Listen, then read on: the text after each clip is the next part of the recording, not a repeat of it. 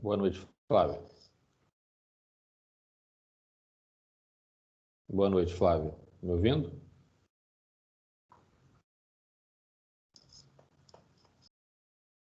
Ninguém está me ouvindo.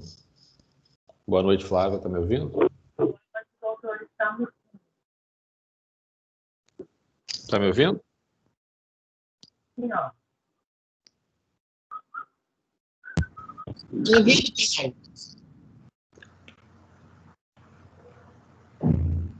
Paulo, estou ouvindo, sim. Obrigado. Bom, muito boa noite a todos. Boa noite, Flávia. Boa noite, Fernanda. Boa noite. Boa noite, Denise. Boa noite a todos. Boa noite, Rafa. Hoje a gente tem aí uma sessão com um desafio enorme, né? A gente vem discutindo no nosso comitê de bioética alguns temas extremamente, eu diria, difíceis da gente discutir. São temas desafiadores, com vários dilemas, e um desses dilemas que a gente tem nesse momento, acho que cada vez maior no processo ativo de morte, do ponto de vista de paliação, e, enfim, é a extubação paliativa, que vai ser discutido hoje pela Fernanda Pereira Barbosa. É isso, né, Fernanda? Isso. Então, é uma honra mais uma vez. Eu acho muito importante a participação de todos. A gente percebe que é uma curiosidade enorme sobre o tema. Não é um tema fácil, é um tema que suscita uma série de dúvidas, uma série de questões que eu diria que são de cunho religioso, moral, enfim. A gente tem algumas coisas aí que não são muito fáceis da gente levar. Quando a gente conversa com a Rafa, a gente muda, mas no primeiro momento a gente tem um pouquinho de reticência aí com relação à extubação paliativa. Então, acho que vai ser uma sessão extremamente interessante. Fico muito feliz da gente continuar firme aí nas nossas sessões, enfim, dando oportunidade para todo mundo participar, para discutir alguns temas tão difíceis do ponto de vista técnico, médico, e alguns deles com esse cunho mais ético, mais bioético, mais moral. São dilemas difíceis. A gente vem discutindo várias situações bastante difíceis no comitê. Então, eu queria dar início à sessão, dar a palavra à Rafa. Não sei se a Rafa quer falar alguma coisa, e depois dar a palavra à Fernanda para ela fazer a apresentação dela. Muito boa noite a todos.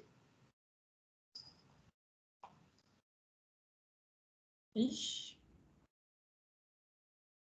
Rafa. O áudio da Rafa não está funcionando, então, Fernanda, eu acho que você começa logo, e se der, depois a Rafa fala alguma coisa, tá bom? Tá. Fica à vontade. Muito bem-vinda, muito boa noite. Boa noite a todos. Então, como já apresentado, eu sou a Fernanda, R1 de Clínica Médica, e meu trabalho de hoje foi orientado pela doutora Rafael, da equipe de cuidados paliativos. Obrigada, Rafa, pela orientação aí no trabalho, pelas dicas, por toda a assistência, por todo o ensinamento aí durante o meu rotatório dos cuidados paliativos. Então, vamos lá. Vou colocar aqui para compartilhar a tela.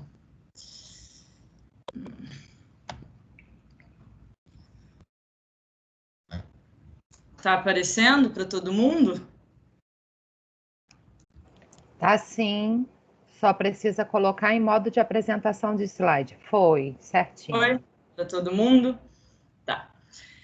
Então vamos lá. Como o Dr. Paulo já deu uma introdução aí, hoje eu vou falar sobre esse tema que vem ganhando cada vez mais espaço aí no Brasil, que vem sendo cada vez mais discutido nas instituições de saúde, entre os profissionais de saúde, e que, sem dúvida nenhuma, gera muita insegurança, muito medo, muita incerteza, tanto por questões técnicas, quanto também por questões, né, de aspecto ético, legal e jurídico, que é a extubação paliativa.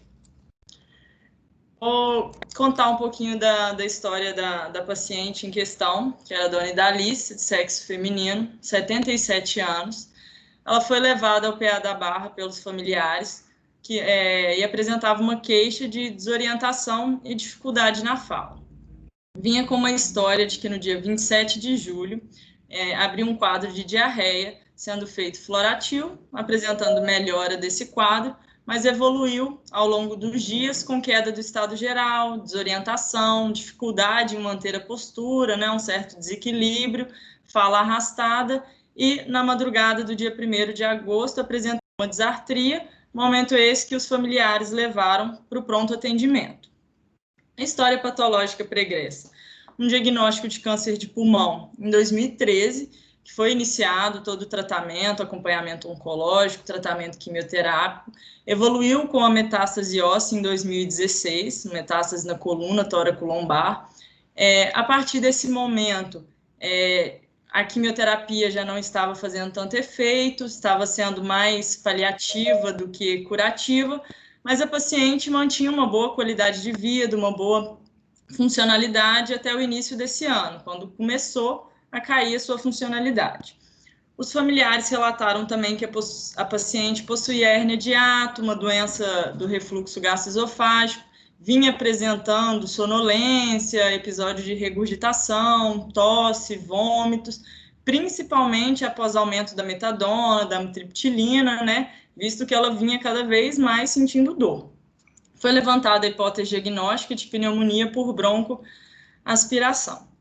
Durante o exame físico, paciente com queda de estado geral, hipocorada, muito desidratada, muito consumida, frágil, muito emagrecida, não tinha sinal neurológico focal, uma hipotensão refratária a vasopressores, aparelho cardiovascular sem alterações, aparelho respiratório tinha um murmúrio reduzido em hemitórax esquerdo, abdômen inocente, membros inferiores com edema bilateral. O paciente evoluiu no pronto atendimento com a parada cardiorrespiratória, foi realizada intubação, manobra de ressuscitação por 2 minutos, feita adrenalina, teve retorno da circulação, o paciente foi colocado em ventilação mecânica e transferida para a UTI da nossa unidade. O laboratório da paciente apresentava uma insuficiência renal aguda pré-renal, leucocitose, elevação de PCR, uma tomografia de crânio sem nenhuma alteração aguda, uma tomografia de tórax com derrame bilateral, bronquiectasias, bronquioectasias em lobo superior e lobo médio, EAS com leucocitúria, urinocultura com crescimento de BGM. Aí também levantaram a hipótese diagnóstica de uma sepse urinária, começaram o tratamento, antibiótico-terapia. Não vou entrar aqui em questões de antibiótico, de parâmetros laboratoriais, que não é muito o foco do trabalho de hoje, mas só para apresentar mesmo o quadro da paciente.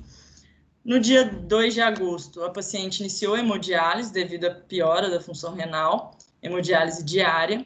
No dia 9, a paciente foi extubada, mas evoluiu com a piora do leuco, piora do PCR, taquidispneia e o murmúrio, que antes era abolido, que antes era reduzido, agora estava totalmente abolido à esquerda. O paciente precisou ser novamente entubada, foi solicitado um raio-x de tórax que apresentava esta imagem. Diante dessa imagem, então, foi pedida uma broncoscopia, que mostrou uma oclusão praticamente total da luz dos brônquios à esquerda por uma provável neoplasia que foi confirmada mais tarde pelo histopatológico. Então, a partir desse momento, diante da clínica atual da paciente, diante da história da neoplasia, do prognóstico, do relato dos familiares dos últimos meses da paciente, a queda da funcionalidade, a equipe de CTI, doutora Roberta, doutora Thais, optou por entrar em contato com a equipe de cuidados paliativos. Então, vamos lá, falar um pouquinho sobre os cuidados paliativos. Os cuidados paliativos, de acordo com a última definição da OMS, consiste numa assistência promovida por uma equipe multidisciplinar, com enfermeiros, psicólogo, nutricionista, fisioterapeuta, fono, além do médico, que objetiva a melhoria da qualidade de vida do paciente e, consequentemente, de seus familiares diante de uma doença ameaçadora à vida, através da prevenção e alívio do sofrimento, não só físico, né, com dor, dispneia, mas também sofrimento social, psicológico e espiritual. É muito importante frisar que muitas pessoas, inclusive muitos profissionais de saúde, associam os cuidados paliativos ao não há mais nada a se fazer pelo doente. Vamos chamar a equipe de cuidados paliativos porque não tem mais nada para se fazer por esse paciente, mas sabemos que não é assim, muito pelo contrário.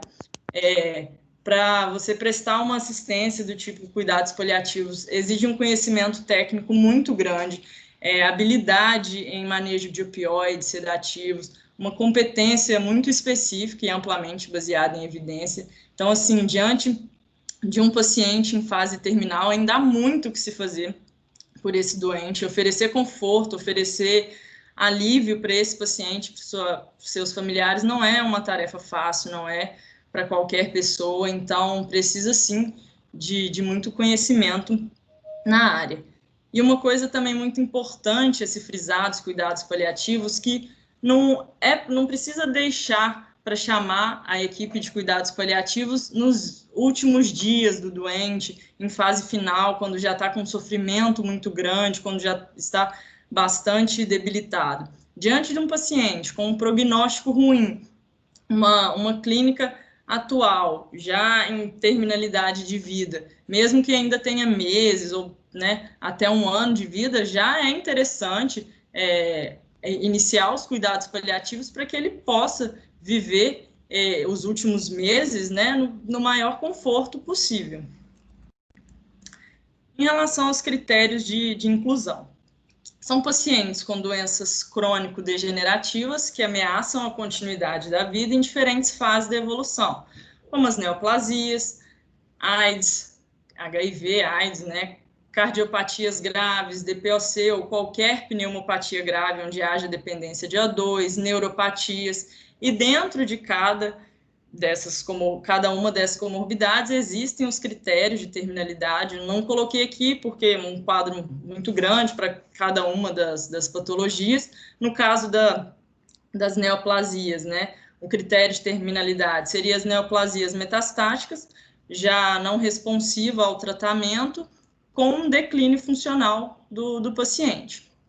Um dado aqui interessante, bem triste, apenas 14% dos pacientes que necessitam de cuidados paliativos em todo o mundo recebem esse tipo de atenção, ou seja, pouquíssimas pessoas recebem os cuidados paliativos, a grande maioria morre com muito sofrimento, muita dor, muita angústia, e não deveria ser assim, Aqui, dentre 40 milhões de pessoas que precisam de cuidados paliativos, a grande maioria tem doença cardiovascular, seguido pelo câncer, pneumopatia, HIV, AIDS, diabetes.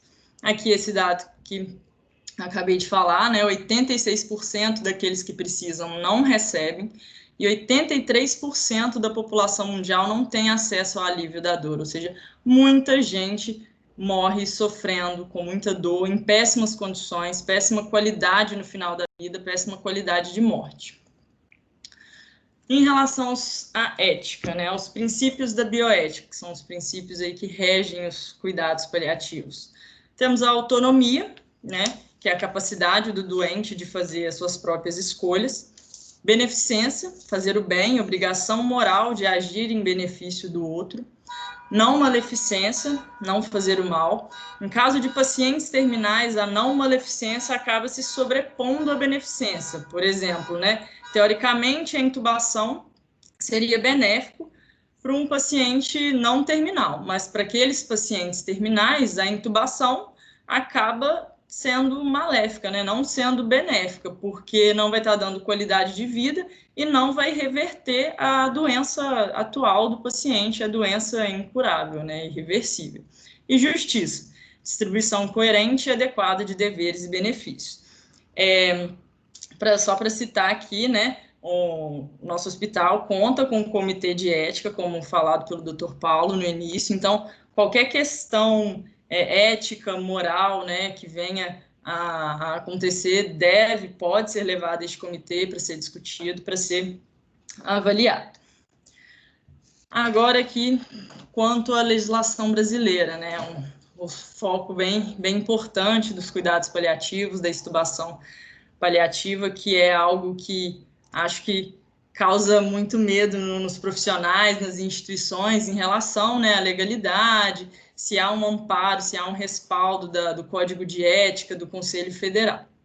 Até 2009, o Código de Ética não abordava o termo cuidados paliativos, não reconhecia a terminalidade da vida, e em 2009 esse termo apareceu pela primeira vez no documento, e o Código de Ética passou a fazer o reconhecimento da existência das doenças irreversíveis e terminais e do dever do médico em evitar procedimentos fúteis e obstinados, como uma diálise, uma intubação, né, visto que esses procedimentos não reverteriam a doença, não reverteriam o quadro da paciente, só prolongariam o processo de morte.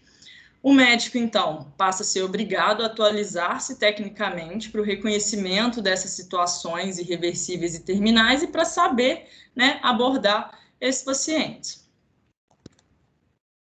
Em relação às resoluções do Conselho Federal. Em 2006, o Conselho Federal de Medicina instaurou a Câmara Técnica de Terminalidade de Vida e Cuidados Paliativos. Esse órgão redigiu um documento que é a Resolução 1805, de 2006, conhecida como Resolução da Ortotanásia, que permite ao médico a suspensão ou limitação dos procedimentos sustentadores de vida em caso de doença grave e incurável, na qual esses procedimentos são fúteis e obstinados, ou seja, toda a prática da extubação paliativa, a limitação ou suspensão da hemodiálise é totalmente amparada, totalmente respaldada pelo Conselho Federal, visto que esses procedimentos, no caso desses pacientes, são obstinados. E esse documento, no início, foi barrado pelo Ministério Público, aí ao longo dos anos foi muito discutido, muito avaliado, até que em 2010 a resolução foi aprovada e se tornou legal em todo o território nacional.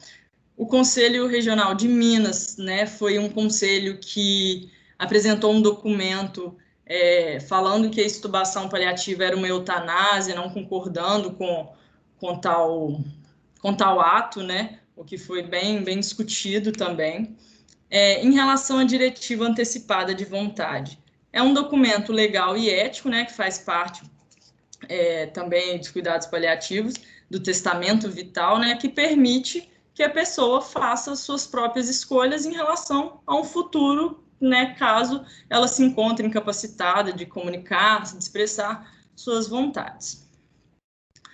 O novo Código de Ética Médico brasileiro traz alguns princípios, né, como, nos casos de doença incurável e terminal, deve o médico oferecer todos os cuidados sem empreender nenhuma ação terapêutica inútil ou obstinada, levando sempre em consideração a vontade do paciente. Então, assim, frisando muito isso, repetindo muito esses termos, né, essas questões. Então, tanto o Código de Ética, tanto quanto o Conselho Federal, todos eles amparam, têm um respaldo legal para essas ações, para essas práticas. É vedado ao médico abandonar o paciente sob seus cuidados, né? Ele não vai abandonar o paciente por ter doença crônica ou incurável e deve continuar a assisti-lo, propiciando todos os cuidados necessários.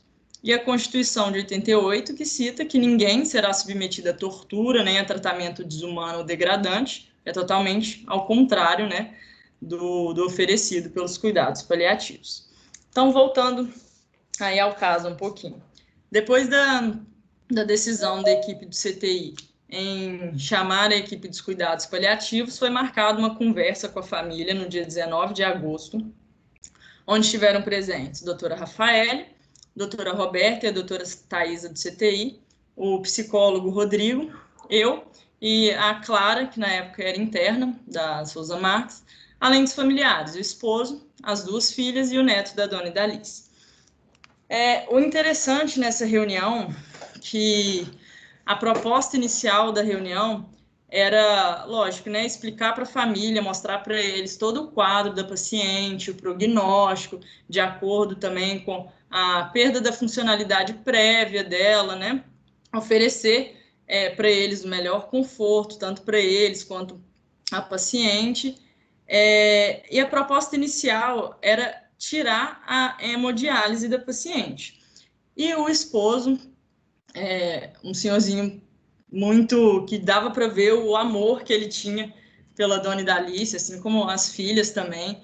Ele contou a história deles desde a época que se conheceram. Foi uma reunião muito bonita, muito emocionante. e eles estavam claramente pedindo que queriam ver a dona Idalice descansando em paz, sem sofrimento, e ele pediu se não teria como ela ir para o quarto. Aí, nesse momento, a doutora Rafael falou que só teria como se ela fosse extubada, né? Não poderia ficar entubada no quarto. Aí, nisso, todos eles já concordaram com o processo de extubação paliativa, e as filhas falaram que nos dias anteriores eles estavam lendo sobre extubação paliativa, tinham lido protocolos, tinham lido artigos, eles chegaram já com muito conhecimento sobre o procedimento, muito certos disso, e das filhas, uma mora na Argentina, a outra na Espanha, que são países onde os cuidados paliativos, onde a extubação paliativa já é muito mais realizado do que aqui no Brasil, né? Isso lá já é muito mais avançado, tecnicamente, moralmente, né? Em questões do pensamento dos médicos, enfim. E foi optado, então, pela extubação paliativa. Foi uma conversa muito bonita, muito tranquila, e isso realmente surpreendeu a gente, deles já virem com esse conceito da extubação paliativa. A dona Idalice é casada.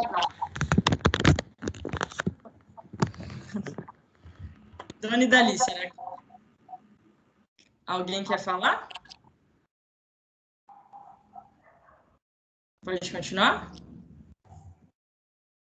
Então, a dona Idalice era casada, tinha 2 filhas, católica, como dito, né, recebeu o diagnóstico do câncer de pulmão em 2013, iniciado o tratamento oncológico com boa evolução, até que evoluiu com essa metástase em 2016.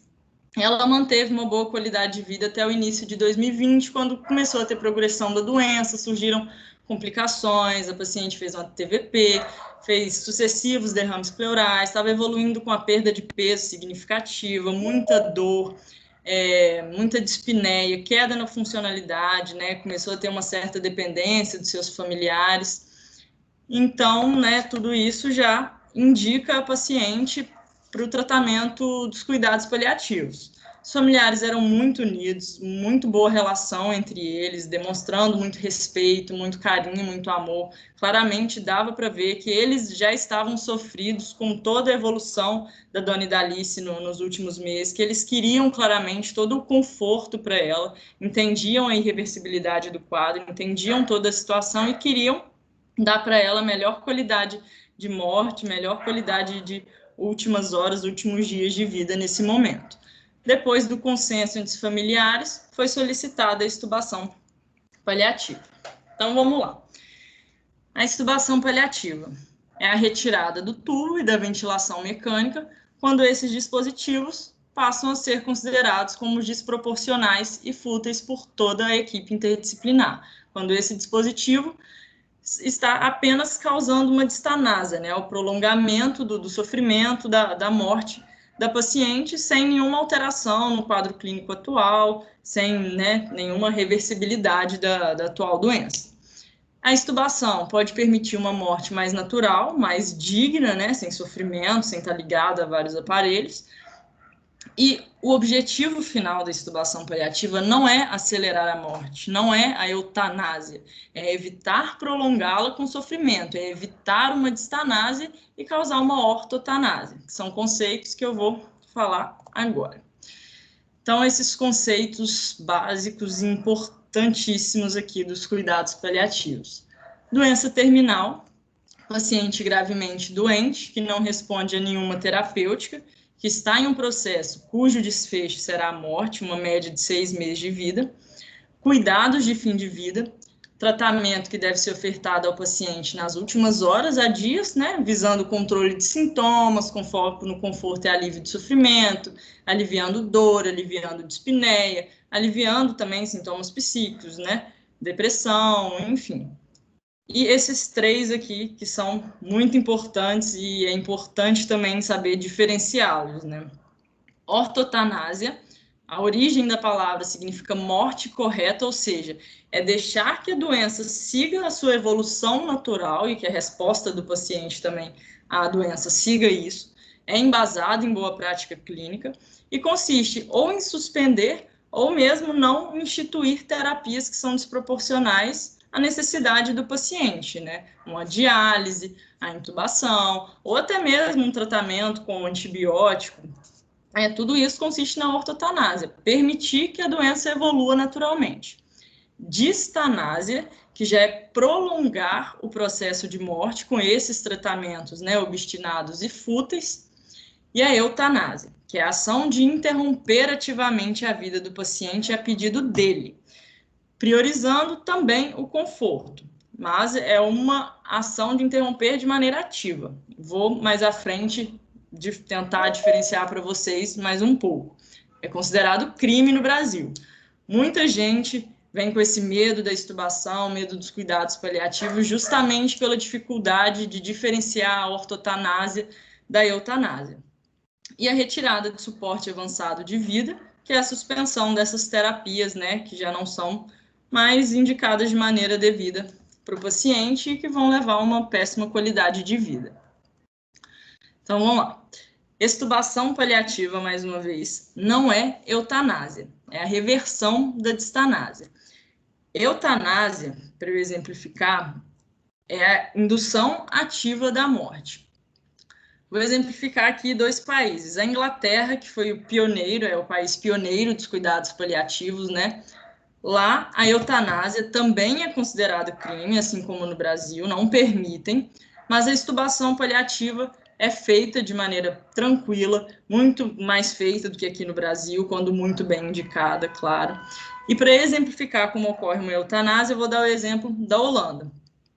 Na Holanda, é oferecido ao paciente as opções dos cuidados paliativos, e quando o paciente pede formalmente para morrer, né, o médico conversa com o paciente, oferece as opções, cuidados paliativos, mostra para ele a diferença da eutanásia e da ortotanásia, né, deixar que a doença ocorra. Quando o paciente opta pela eutanásia, ele vai ser avaliado por 2 equipes diferentes, com um intervalo de 2 semanas, para ele poder pensar bastante. Quando ele define que realmente quer eutanásia, como ela é feita? Primeiro, ocorre a indução de um anestésico barbitúrico, que vai levar ao coma barbitúrico, e depois é administrado altíssimas doses de cloreto de potássio. Então, induz o paciente ao coma e depois ele tem uma parada cardíaca. A eutanásia ocorre de maneira rápida, os pacientes morrem em menos de 5 minutos, é 100% eficaz, todos os pacientes falecem, é rápido e indolor. Já a ortotanásia, né, como a extubação paliativa, a retirada do tubo, ela segue o processo natural da doença. Os estudos mostram, estudos aí de Lancet, New England, Critical Care, Clinical Care, eles mostram que a extubação paliativa realmente segue os parâmetros da doença. Os pacientes mais graves tendem a morrer mais rápido. Tanto é que a grande maioria dos pacientes, né, mais de 50%, eles vêm a morrer de horas a dias. 10 a 20% dos pacientes podem vir a falecer no quarto, ter alta do UTI para o quarto, e alguns pacientes chegam a ter alta do hospital e vir a falecer em casa. Ou seja, é um processo muito diferente da eutanásia, é apenas a evolução natural da doença. Eu retirei um aparelho que estava sendo ali fútil, inútil para o paciente, não ia reverter a doença de base e permitir que a doença ocorresse naturalmente. A extubação paliativa, lógico, tem que ser muito bem indicada, é indicada para os pacientes em fase final de evolução de doença, e eu tenho que ter certeza do prognóstico, e para ter certeza do prognóstico, eu tenho que ter um diagnóstico confirmado, um diagnóstico fechado. E as 2 indicações principais, né? O paciente com uma indicação prévia de intubação, né? O paciente tinha uma doença em fase final de evolução, mas tinha indicação prévia de intubação, mas acabou evoluindo de maneira desfavorável, evoluindo para um quadro irreversível, é indicada a extubação. E um paciente que já não tinha indicação de intubação pela terminalidade da doença, mas foi intubado por algum motivo, como a dona Idalice, né, na emergência e tudo mais, também é indicada a extubação. Para que esse procedimento ocorra, é muito importante que toda a equipe esteja coesa e saiba tratar os sintomas. É importante que toda a equipe, médico, psicólogo, físio, fono, enfim, todos eles estejam bem cientes do procedimento, que eles entendam a situação, entendam a irreversibilidade do quadro do paciente, e todos de acordo para poder passar isso para a família e realizar o procedimento. É sempre comum, né, bom, igual os artigos falam, fazer a pergunta para todos os funcionários, né, todos os membros da equipe. Vocês enxergam a possibilidade desse paciente estar vivo daqui a 1 ano? Né? A resposta sendo não de todos, então tem a indicação da extubação. Cada instituição, lógico, tem seu protocolo de acordo com sua demanda e tudo mais. O nosso protocolo aqui da Unimed está sendo finalizado, acho que deve ser liberado aí nas próximas semanas, depois a doutora Rafaele deve falar mais um pouco. No nosso protocolo, né, indica que o paciente candidato à suspensão da ventilação tem que ser avaliado por uma equipe de 2 médicos da clínica ou cuidados paliativos, incluindo a chefia médica do setor, que no nosso caso é o Dr. Luiz Sinvolides, e a decisão da retirada do suporte tem que estar embasada nas questões de doença avançada, progressiva e incurável, os critérios de terminalidade de cada doença, sinais e sintomas da fase final de vida, falência múltipla de órgãos, declínio funcional irreversível, reunião da equipe com todos de acordo, como eu disse antes, e familiares e pacientes, né, esclarecidos e de acordo. Também é muito importante que os familiares estejam totalmente confortáveis com essa indicação. Por mais que eles tenham entendido o quadro, tenham entendido o procedimento, é sempre bom perguntar para eles, vocês todos estão confortáveis com essa situação? A partir do momento que um membro da família já fala que não está tão confortável, então a gente espera, dá um tempo para eles pensarem, faz quantas reuniões forem necessárias. Pelo nosso protocolo ficou estabelecido pelo menos 2 reuniões, com intervalo maior, 24 horas entre elas, para poder decidir pela extubação. Aí as etapas do processo, que não é somente chegar e retirar o tubo. Primeiro, a tomada de decisão, né, que consiste tanto na reunião da equipe multidisciplinar, tanto na reunião com a família. É importante considerar aspectos culturais e religiosos, né, perguntar para a família se eles querem que algum líder religioso, um padre, um pastor, né, venha fazer uma oração, fazer um culto, né, flexibilizar os horários para permitir isso a eles, averiguar com a equipe assistente, com a família, se o paciente tem algum testamento vital ou uma diretiva antecipada de vontade. Em relação à documentação, não é muito indicado que a gente dê um documento para a família preencher e autorizar o procedimento, né? Porque às vezes pode dar a sensação de que estão assinando ali uma sentença de morte. E os cuidados paliativos, a extubação paliativa é um tratamento legal, né, respaldado, como um outro. A gente não dá um documento para o paciente autorizar a ser feito um antibiótico. Então, para isso também não é necessário. Isso causa, lógico, uma certa insegurança, um certo receio, mas o que deve ser feito é relatar tudo muito bem no prontuário, o número de reuniões, quem participou das reuniões, o quadro da paciente, o prognóstico, relatar tudo direitinho, que já é o ideal. Comunicação e planejamento, né? Convidar quantos membros... Oi. Que o Felipe Sinvolides está com a mão levantada, não sei se ele quer fazer alguma comentação. Desculpa te interromper. Não. Agora não, só no final, só entrando na fila aí. Tá, joia.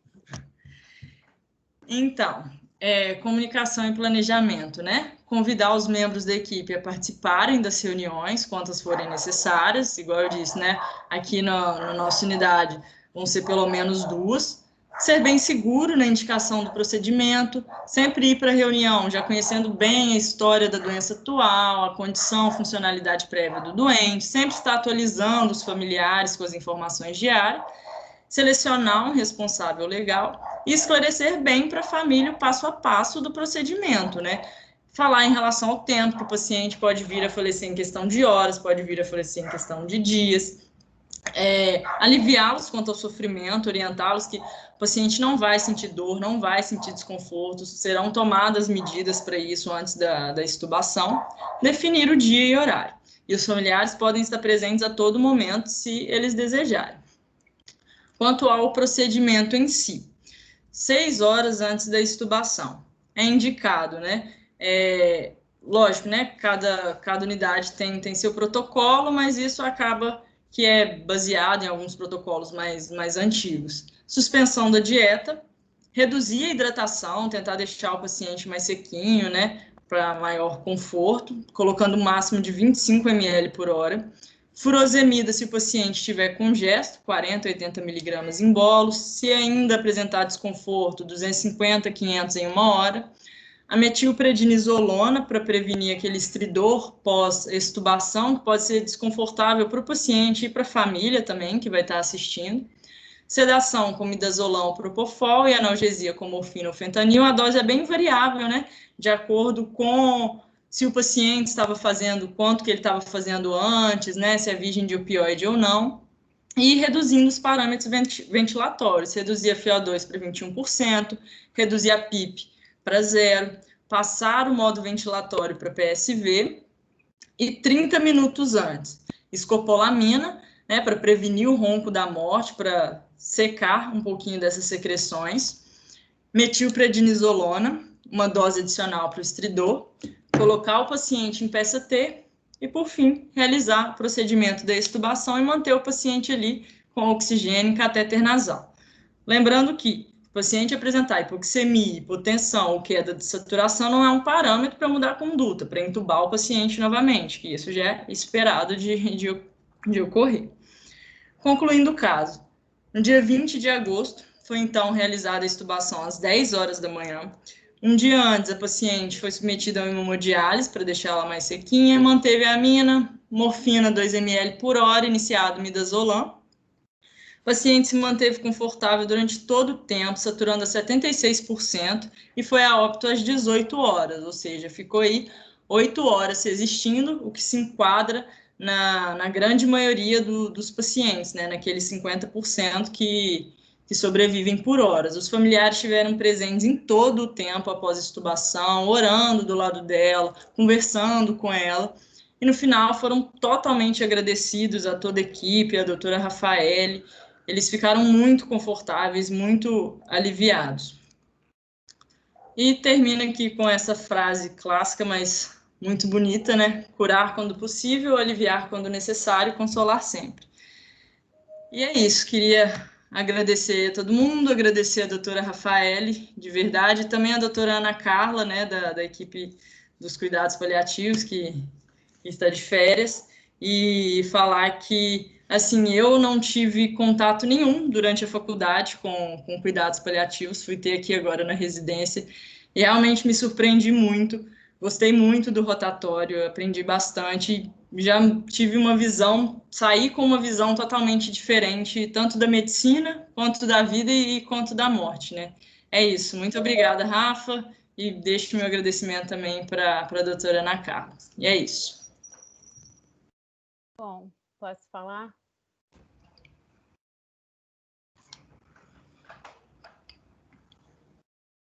Posso falar? Sim. Está me escutando? Bom, primeiro eu que fico muito feliz, muito orgulhosa de ver você falando, Fê, que falou muito bem. Estou vendo uma futura paliativista aí no... Obrigada.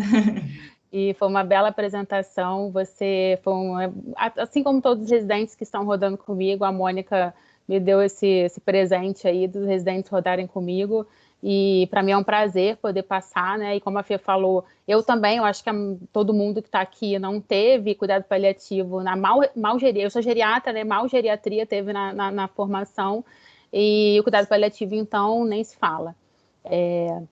Então, assim, eu tenho muito orgulho disso, de poder propiciar na residência de clínica, né, o cuidado paliativo, porque não é uma especialidade que é referente só ao especialista, né, o clínico, né, os médicos todos podem fazer o cuidado paliativo, estar, né, cuidando do paciente dessa maneira, e se não souber cuidar, saber indicar, saber que existe, conversar, acolher a família, né? Isso tudo a gente está, independente da especialidade, isso é sempre necessário, né? E na minha residência de clínica eu também não tive, eu fiz meu eletivo, então isso, estar passando isso para vocês para mim muito bom, e eu acho que para vocês também, né? Em relação ao caso, é um caso que foi muito interessante, né? Como a Fernanda falou, a gente já teve alguns casos de tubação paliativa no hospital, não muitos, porque isso não é toda hora que a gente faz, né? Claro, é bem raro, na verdade. E alguns casos, e esse foi uma representação assim de um caso muito bem conduzido pela equipe do CTI. Vou falar aqui da Thaisa e da Roberta, né? Que estavam conduzindo essa paciente e que me chamaram para poder, e como a Fê falou na sua proposta inicial, era escutar a família, era entender o que estava acontecendo, qual era a visão deles, né, sobre o quadro da paciente, e eles vieram prontos, assim, a gente até se emocionou durante a reunião, porque eles todos, a gente foi com uma proposta de tentar limitar novos procedimentos invasivos, de suspender hemodiálise, e aí na conversa fluiu de uma maneira que eles pediram a extubação e eles já tinham estudado sobre, né. Aí você vê quando a família é né, instruída, né, uma família que tem as filhas morando fora do Brasil, né, com uma cultura totalmente diferente, e o pai também, né, tendo essa visão, isso facilitou muito para a gente. Então, foi um sucesso, né?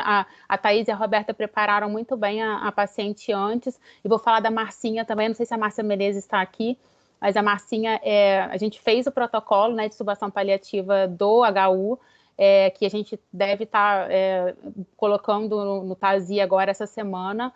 Foi feito pela Márcia Menezes e eu ajudei, e a Márcia conduziu muito bem, né? Esse caso ajudou a Roberta e a Thaisa também nesse preparo, no protocolo, né? Como a Fernanda disse, tem que ter um embasamento técnico, isso é muito importante, porque realizar a intubação paliativa tem que ter conhecimento, não pode a pessoa aí simplesmente retirar o tubo e trazer mais mal para o paciente, porque o intuito da intubação paliativa é você suspender a distanase, ou seja, e aliviar o sofrimento, você não pode causar mais sofrimento, né? Então, se a pessoa não se sente confortável, profissional, a equipe não tem que ser feita, né? Tem que ser feita quando a gente tem conhecimento, tá a equipe confortável para poder fazer, e isso foi feita, e a paciente ficou muito bem, né, com sintomas controlados, a família também satisfeita de poder dividir, de estar presente naquele momento, né, em oração, em contato com a paciente, e ela falecer de uma forma natural, né, sem a ventilação mecânica, que não era dignidade para ela, como a família falava, né. E então é isso, eu queria abrir para mais alguém falar, perguntas, enfim.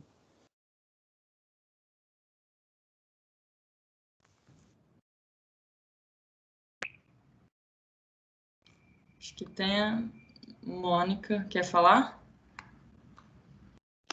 O Luiz tinha levantado a mão, tô na fila, Rafa. Acho que Luiz e Angélica, Silvilides e Angélica levantaram a mão aqui. Posso falar? Bom, Fernanda, queria te parabenizar aí pela apresentação, tá? Obrigada. No que diz respeito à apresentação do caso em si, né? Expor aí todas as nuances da condução, e te parabenizar também pela clareza, né, na qual aí você colocou todas as questões que envolvem aí a intubação paliativa, né? Em segundo lugar, queria também aí parabenizar tanto a Rafa, né, pelo trabalho que ela conduz no hospital, tanto a Mônica, porque essa decisão de colocar a equipe da residência médica para rodar, né, nos cuidados paliativos, eu acho que é uma coisa estratégica, é um ganho para o nosso hospital, é um ganho estratégico para vocês também, enquanto médicos, porque isso é um diferencial que poucos hospitais têm, tá? A gente conta nos dedos de uma mão aqui os hospitais do Rio de Janeiro que contam aí com uma equipe de cuidados paliativos, e vocês estão tendo uma oportunidade ímpar, né? Como a Rafa falou, a gente não teve isso na formação da gente, né? Cuidados paliativos a gente vem falando mais fortemente aí na última década, né? E nos últimos anos aí a gente vem ganhando mais força. Bom, em termos de CTI, a gente convive muito, né, com casos parecidos com esse, né? Essa não foi a primeira intubação paliativa lá da UTI. Eu tenho que, de certa forma, também puxar a sardinha para minha brasa, porque dentro da equipe eu tenho ali profissionais que são muito antenadas à questão da distanase, são muito antenadas aí à questão de proporcionar o melhor cuidado para os doentes, né? Seja em termos de terapia, com objetivo de cura, ou seja em termos de conforto. Então, ali, a Rafa citou a Thaís, a Robertinha, a Márcia, né? Tem a Ju também, a Ju Rangel, enfim, todos os outros ali também, de alguma forma, olham com carinho esse prisma, né?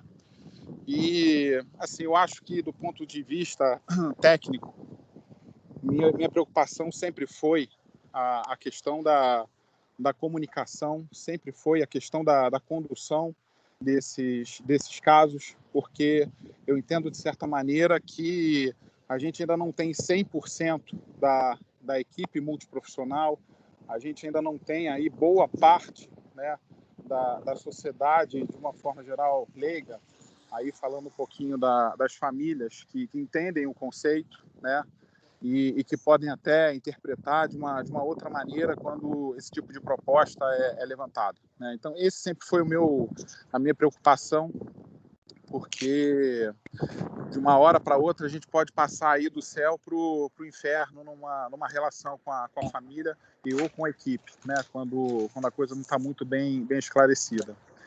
Mas me orgulha muito no hospital, a gente nos últimos anos, cada vez mais a gente está amadurecendo esse tipo de tratamento para os pacientes.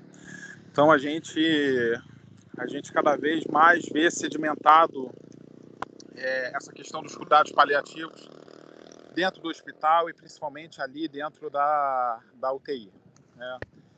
E com o comitê de bioética também, isso dá uma segurança a mais para a gente também, porque é um reforço de que tudo aquilo de melhor, tudo aquilo do ponto de vista legal está sendo visto, né? E com a extubação paliativa, como a gente uma vez ali discutiu no comitê de bioética, né? Acho que tudo passa pela intenção. Qual é a intenção que a gente tem quando a gente propõe esse tipo de tratamento, vamos dizer, de intervenção, né, para o doente, melhor dizendo. E a intenção aí não é abreviar, né? A intenção aí simplesmente é, de alguma forma, conciliar, fazer com que a evolução natural de um determinado paciente volte aí ao prumo, né? Onde a gente retira aí a mão da intervenção, da intubação e volta a deixar aí, de alguma forma, né, a natureza. Todos nós somos organismos biológicos, a gente não pode se esquecer disso, né? Então, de alguma forma, a gente tem que deixar a natureza agir, tá? Então, só para finalizar, novamente, parabéns aí pela tua apresentação, Fernanda. Passo a palavra. Obrigada.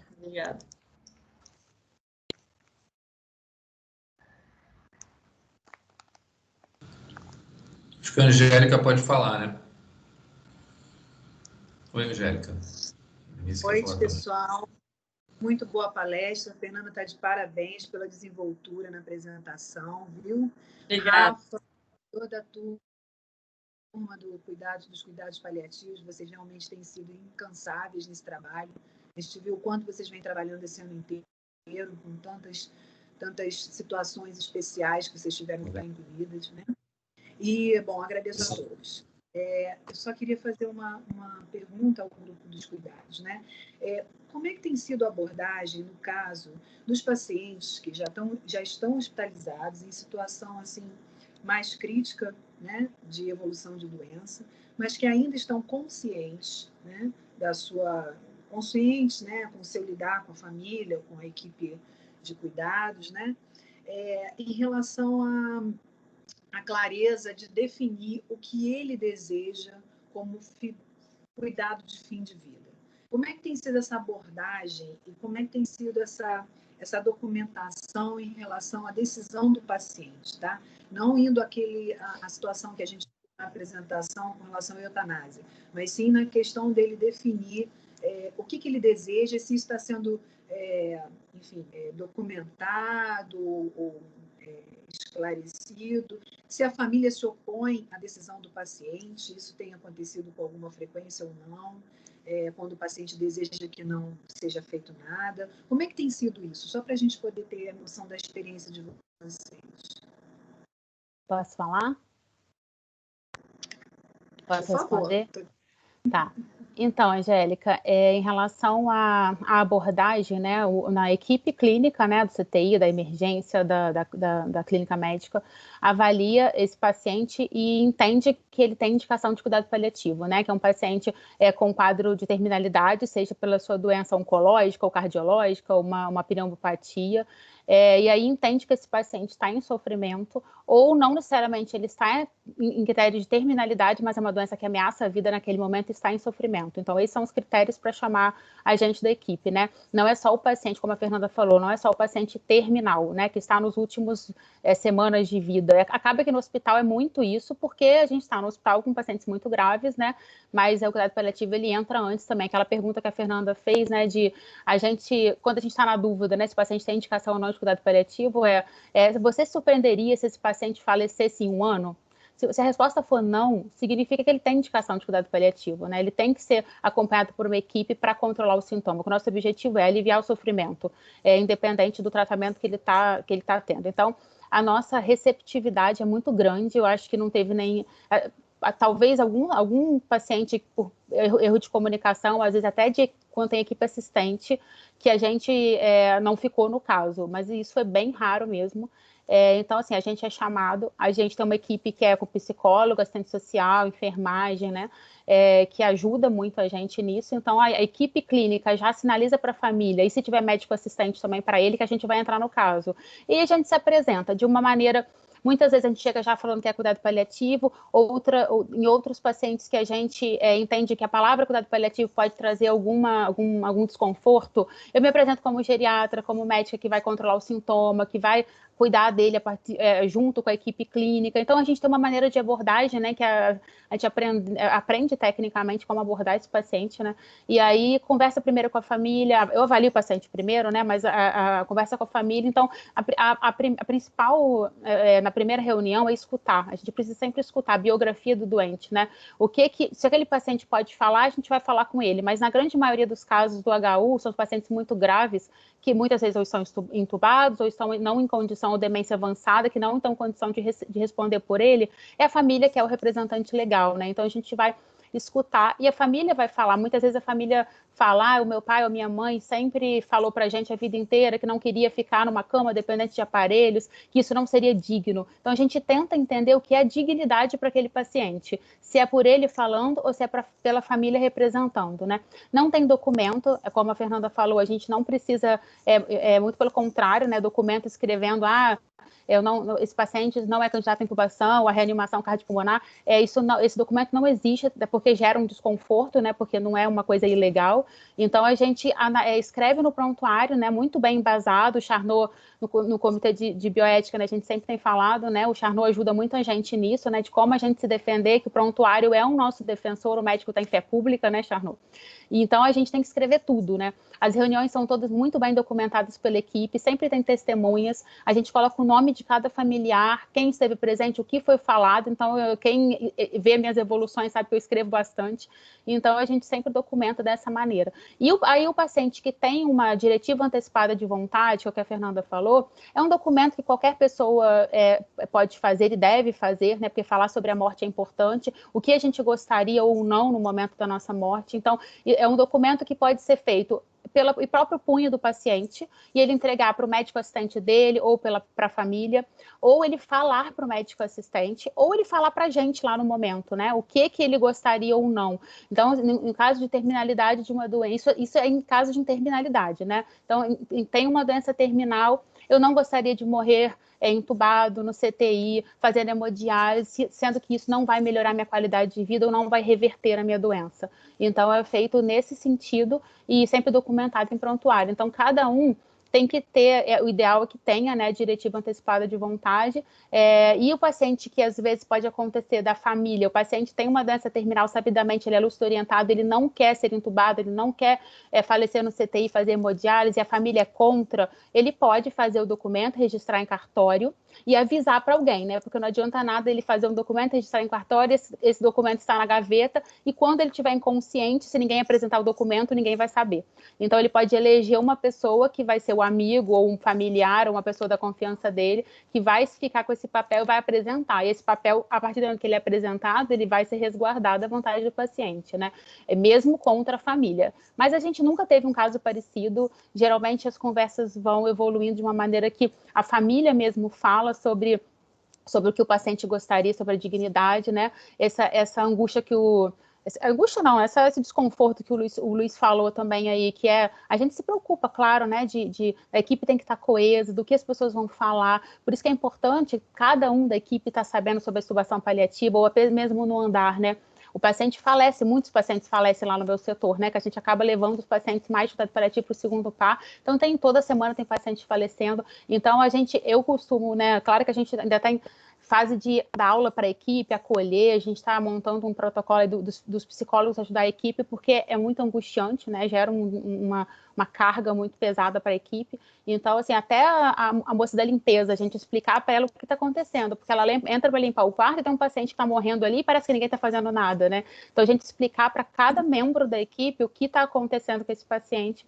para que todo mundo se sinta confortável. Sim, muito obrigada, Rafa. O que eu vejo nessa situação é que cada vez mais a gente tem que refletir sobre a antecipação desse tipo de vontade do paciente, a mesmo a nível ambulatorial, né? A nível de cuidados na oncologia, essa conversa já deve ser feita mesmo, né? Antes mesmo do paciente chegar ao intra-hospitalar, né? Porque tudo fica mais fácil, né? Você mesmo fala, tem que ter a declaração reconhecida em cartório, e o paciente já está lá no leito, enfim. De qualquer forma, tem como fazer isso, né? Mas quando a coisa é antecipada, é conversada antes, né? Fica mais fácil para todo mundo, né? Fica. Isso, é só a observação. Obrigada pelo seu esclarecimento, tá? Imagina.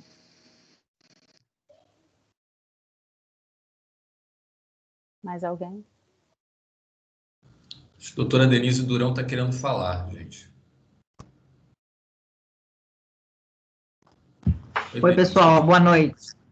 Boa noite. Sim, Mônica, né? A Rafaela, estou vendo ali, acho que eu sou a última da fila. Todo mundo já falou? Charnot, quer falar alguma coisa? Alguma orientação? Eu sei que você quer falar. Charnot? Este não é um evento médico? Oi? Sim, mas eu adoro advogado. Isso, Charnot. Eu reforço as palavras da doutora Fantin, que abrilhantou esse evento. E, obviamente, a minha fala vai se reduzir a quase nada, porque eu sou um mero coadjuvante nesta banda. Então, eu fico muito feliz de ter sido citado pela doutora Fantin.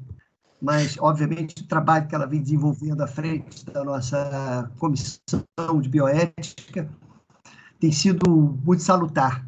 E a gente tem visto o resultado diariamente lá no hospital, nos nossos embates com famílias, com pessoas que não sabem e que não conseguem saber morrer, né? Saber morrer é uma prática interessante.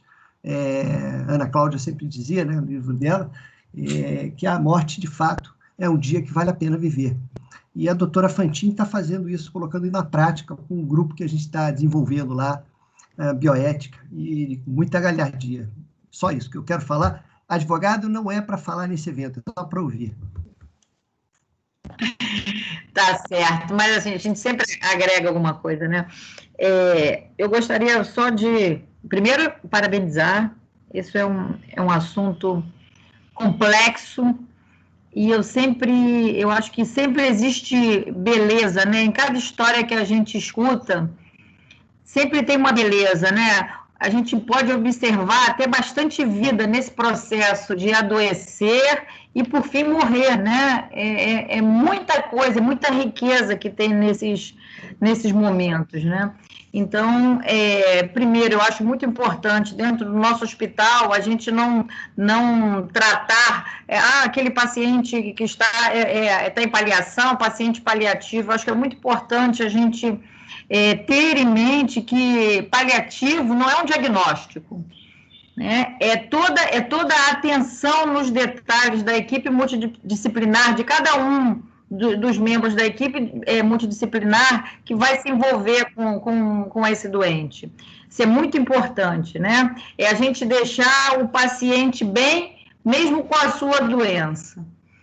Então, assim, cada vez mais a gente vai ter isso pela frente. Agora, falando como gestora, nós temos nosso hospital é um hospital de operadora, né? Nós temos uma carteira extremamente envelhecida, é a carteira mais envelhecida do Rio de Janeiro. A Unimed tem atualmente ela tem 27% da sua carteira está na última faixa etária, acima de 60 anos. Então, cada vez mais a gente vai ter esses casos pela frente, não só pelo aumento das doenças não transmissíveis, das doenças degenerativas e do próprio envelhecimento da população. Então, a gente vai ter que aprender a lidar com isso, né? Morrer faz parte da vida. Aliás, a gente vive para morrer, né? Se a gente não tivesse lá no fim a morte, o que a gente estava fazendo aqui? Então, assim, eu gostaria realmente, eu gostei muito da apresentação, parabenizar a todos.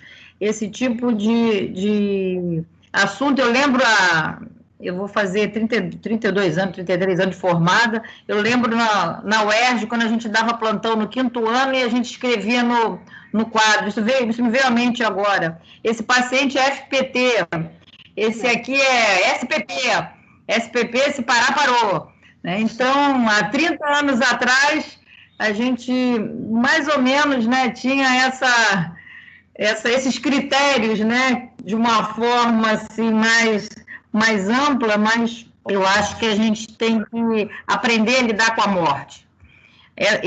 O outro extremo é quando a gente procura fazer de tudo, né? De uma parte, prolongar o sofrimento. E as pessoas não gostam muito de falar, mas assim, utilizar um recurso onde não deveria se utilizar aquele recurso. Nós temos que ser hábeis na utilização do recurso que é finito. Então, não é favorecer um ou favorecer outro. A gente saber aonde a gente deve empregar esse recurso. Às vezes é difícil a gente ter esse pensamento, mas com o amadurecimento fica mais fácil a gente tratar desses casos, né? Então, realmente, parabéns a todos e que a gente consiga dar mais alegria, né? É alegria mesmo, é você saber lidar, saber morrer, é isso mesmo, né, Charnot? É saber morrer. E vocês podem observar que isso é muito, nas famílias que são mais estruturadas, a gente consegue fazer isso com mais facilidade do que naquelas famílias que não são estruturadas, porque todo mundo vai ficar com culpa, né?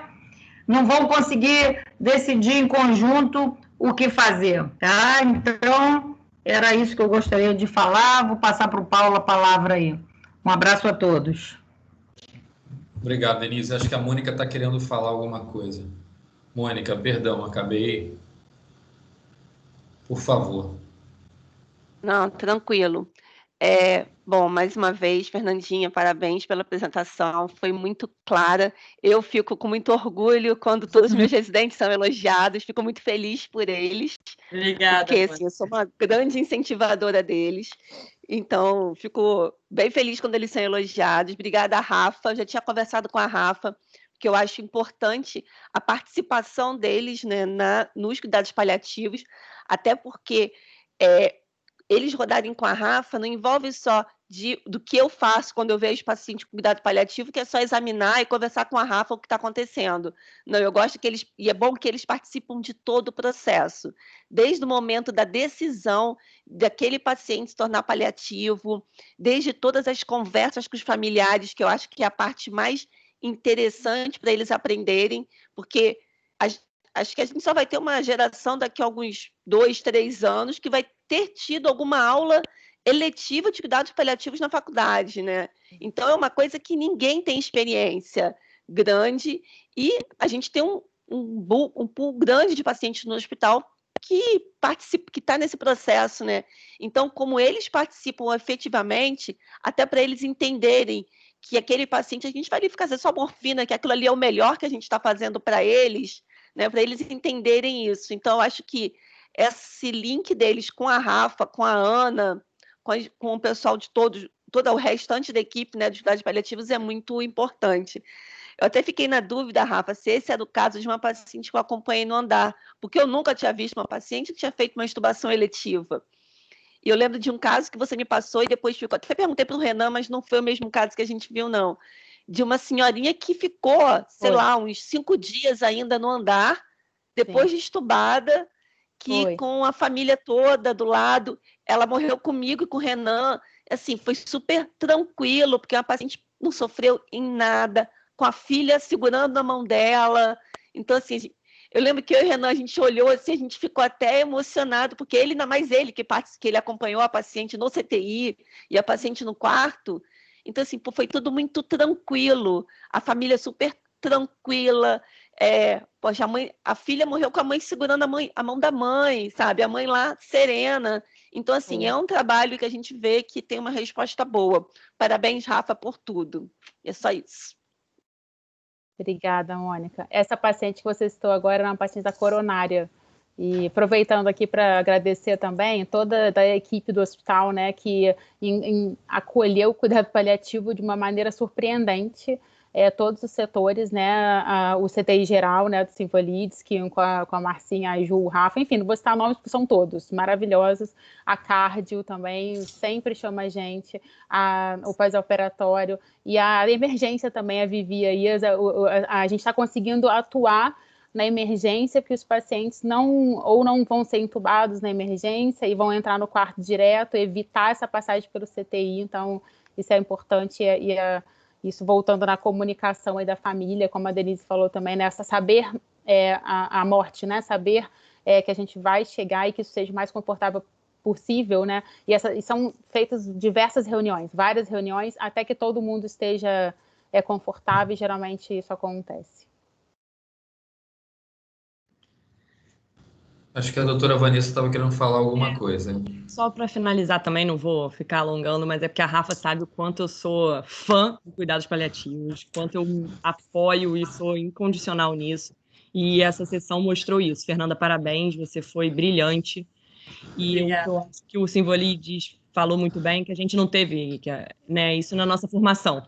Então, a gente está num hospital que se dedica aos cuidados paliativos, cuidar não só da vida, né? A gente cuida da morte. E eu vejo que a Rafa e o time todo, e eu acho que por isso que todo mundo, quando vem ONA, vem outras certificações, veio uma consultoria também a ponto da DISOSP, né, Daphne, e assim, eles ficam impressionados e é o nosso grande cartão, assim, é o cuidados paliativos, e por isso que eu sou fã incondicional, e o que que você precisar, assim, eu vou apoiar.